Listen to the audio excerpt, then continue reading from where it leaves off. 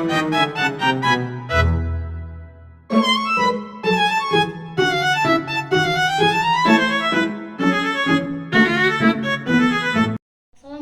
warahmatullahi wabarakatuh. Halo semuanya, perkenalkan nama saya Namura Maheri dan saya adalah salah satu mahasiswa dari jurusan PG PAUD. Kali ini saya akan membantu teman-teman untuk mengetahui apa itu seni tari dan juga apa sih fungsinya dan tujuannya untuk anak usia dini. Jadi teman-teman, seni tari itu adalah gerakan badan secara berirama yang dilakukan di tempat dan waktu tertentu untuk mengungkapkan perasaan, maksud, atau pikiran penarinya. Sederhananya, tari merupakan ungkapan jiwa manusia yang diwujudkan melalui gerakan ritmis sehingga menghasilkan unsur keindahan dan makna mendalam. Gerakan ini biasanya diiringi oleh musik atau bunyi-bunyian yang mengatur tempo dan menguatkan pesan yang ingin disampaikan. Dalam seni tari ada beberapa unsur utama yang dikenal dengan sebutan Tritunggal atau wiraga, wirama, dan juga wirasa. Baik teman-teman, saya akan menjelaskan kepada teman-teman apa itu wiraga, wirama, dan wirasa. Jadi, wiraga atau gerak dan raga yang dimana berkaitan dengan keterampilan fisik atau gerakan tubuh penari, yang dimana ada yang namanya gerakan murni, yang itu gerakan yang indah tanpa makna khusus, dan juga gerakan maknawi, gerakan yang mengandung arti atau pesan.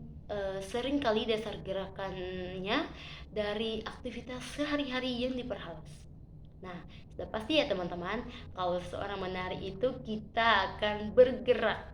Tapi kadangkala gerakannya mungkin masuk di bagian gerakan murni ataupun juga masuk ke dalam gerakan maknawi. Yaitu lanjut yang kedua, wirama atau lebih dikenal dengan irama, yang dimana keselarasan gerak penari dengan irama musik pengiring atau tempo, ritme atau dan juga ketukan. Pasti ya teman-teman, kalau kita menari dalam tarian kita pasti diiringi oleh bunyi-bunyian, entah itu dari musik sekarang seperti audio atau dari ketukan bunyi alat tradisional. Lanjut, yang ketiga adalah wirasa, rasa atau ekspresi. Kemampuan penari dalam menghayati dan menyampaikan perasaan atau karakter tarian itu melalui ekspresi wajah dan juga gerakan. Nah, teman-teman, ketika kita menari sudah pasti ya kita akan menampilkan ekspresi yang dimana kita akan menghayati dari makna tarian yang ada. Kalau misalnya kita menari dan tariannya itu mengarah ke tarian yang maknanya sedih, mungkin kita akan mengetahui bahwasanya ekspresi yang kita tampilkan adalah sedih.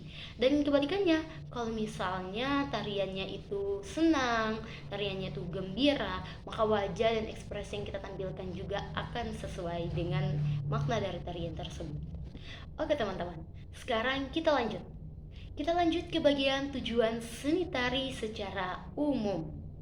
Oke, secara umum tujuan seni tari dapat dikelompokkan menjadi 3 fungsi utama, yaitu dalam keberadaan dalam kehidupan masyarakat, ditambah lagi dengan tujuan lainnya seperti pendidikan dan juga terapi.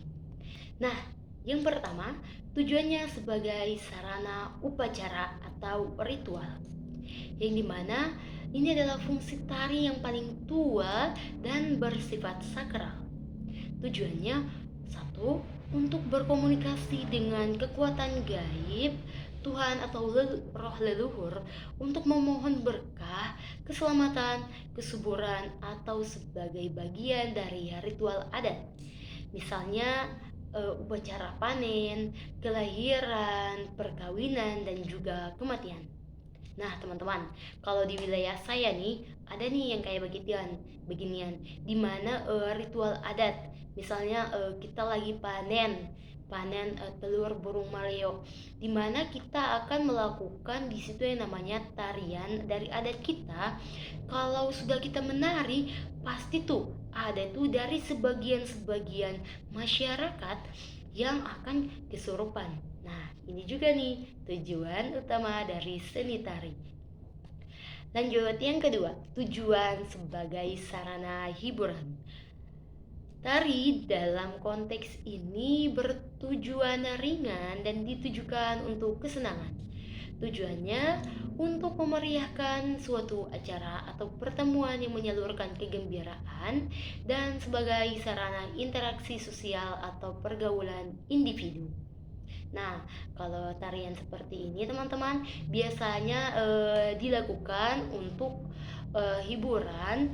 Kadang-kalanya ya kalau kita ada perkumpulan-perkumpulan itu kita akan melakukan ya seni tari kebanyakan. Atau misalnya ini di hari-hari tertentu, hari-hari bersejarah, pastinya kita akan menampilkan gerakan-gerakan tarian, entah itu dari tarian kreasi atau juga tarian tradisional. Oke, lanjut 3, tujuan sebagai seni tari pertunjukan. Nah, tari jenis ini adalah karya seni tari yang disajikan sebagai profesional di hadapan penonton. Tujuannya untuk menampilkan keindahan, koreografi, mengekspresikan gagasan, atau menceritakan suatu narasi kepada penonton. Nah, teman-teman, selain ketiga tujuan utama tersebut, seni tari juga memiliki tujuan lain yang tidak kalah penting. Apa itu? Yaitu ekspresi diri sebagai bahasa nonverbal untuk mengungkapkan emosi, perasaan, dan pikiran yang sulit diungkapkan dengan kata-kata, dan juga sebagai media pendidikan untuk melatih kedisiplinan, membangun kreativitas, meningkatkan koordinasi fisik dan motorik, serta menanamkan nilai-nilai budaya pada generasi muda. Yang ketiga, terapi, yang dimana sebagai sarana untuk melepaskan ketegangan emosional atau trauma melalui gerakan yang dikenal dalam istilah modern sebagai dance moment therapy. Nah, sekarang teman-teman, kita sudah mengetahui apa itu seni tari dan juga fungsinya dan tujuannya secara umum. Sekarang kita memasuki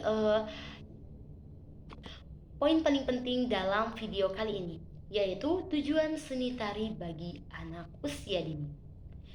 Teman-teman, tujuan utama seni tari bagi anak usia dini bukan untuk mencetak penari profesional, melainkan sebagai media pendidikan dan stimulasi untuk mendukung pertumbuhan dan perkembangan anak secara menyeluruh, meliputi aspek fisik, kognitif, emosional, dan sosial.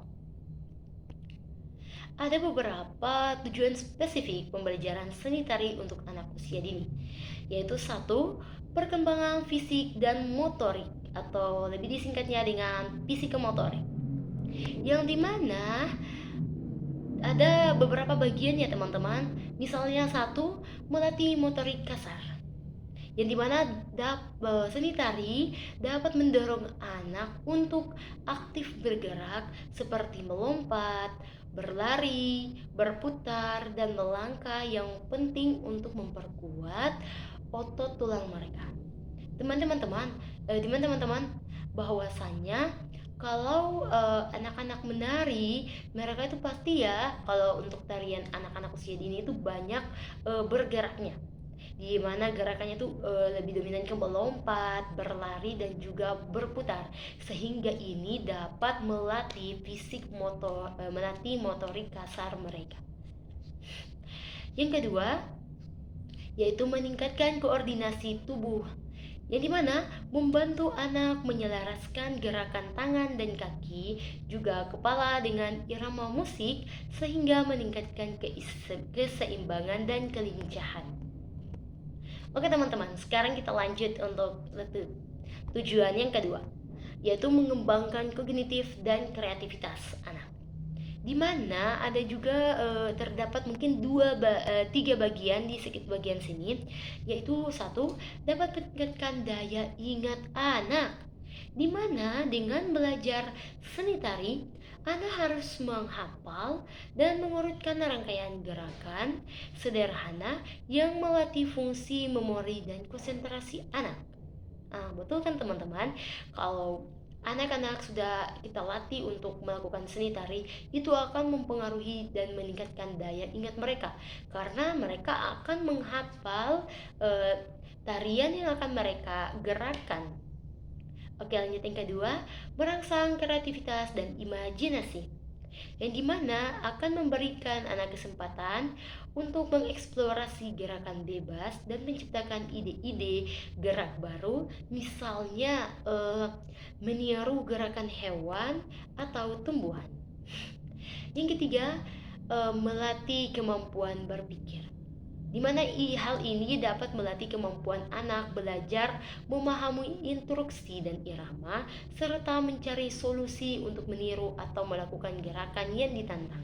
Nah, hal ini penting ya teman-teman, karena di mana dengan hal ini mereka akan belajar seni tari dan anak akan memahami instruksi dan irama.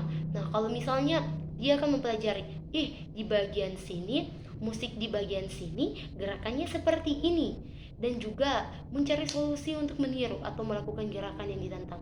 Misalnya ya, kalau anak-anak menari dan mereka tuh salah atau ketinggalan ya daripada teman-teman mereka, itu akan membuat mereka lebih tertantang dan akan berusaha meniru teman yang benar.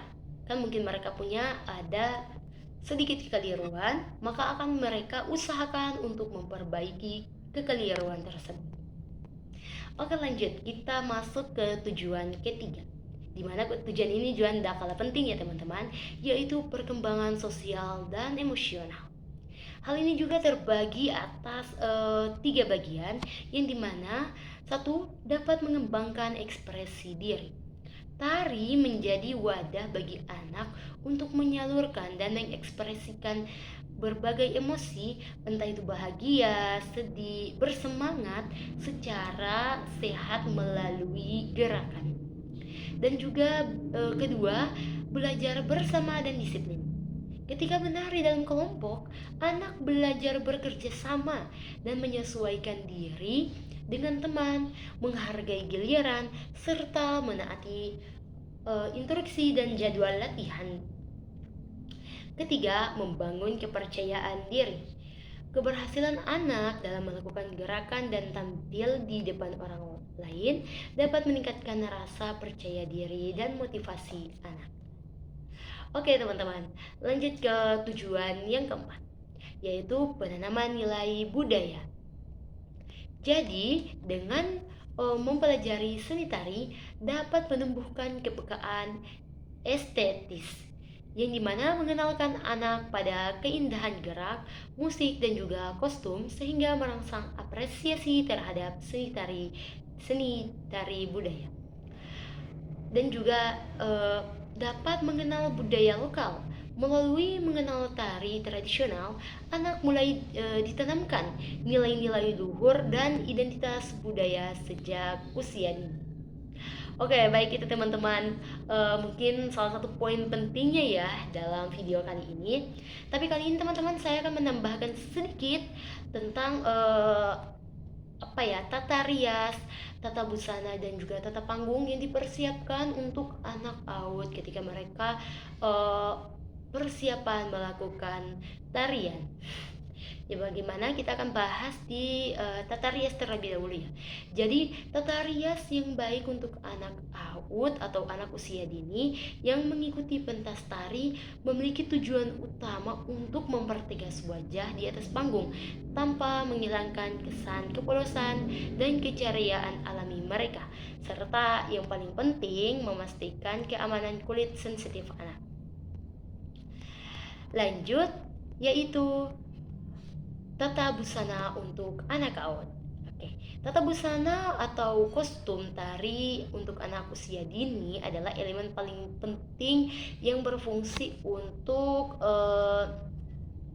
mendukung tema tarian, memperjelas karakter, dan memberi nilai estetis pada pertunjukan.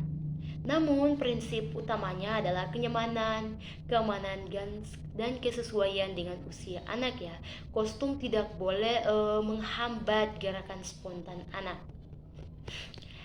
Oke, yang terakhir yaitu tata panggung untuk anak kau. Yang dimana tata panggung untuk anak usia dini harus didesain dengan mempertimbangkan keamanannya, keceriaan, dan kesederhanaan agar mendukung suasana pertunjukan tanpa mengganggu fokus dan kenyamanan anak. Demikian ilmu yang dapat saya bagikan kepada teman-teman. Lebih dan kurangnya saya mohon maaf karena teman-teman saya juga sedang belajar dan ini mungkin salah satu video pembelajaran saya. Demikian, wassalamualaikum warahmatullahi wabarakatuh.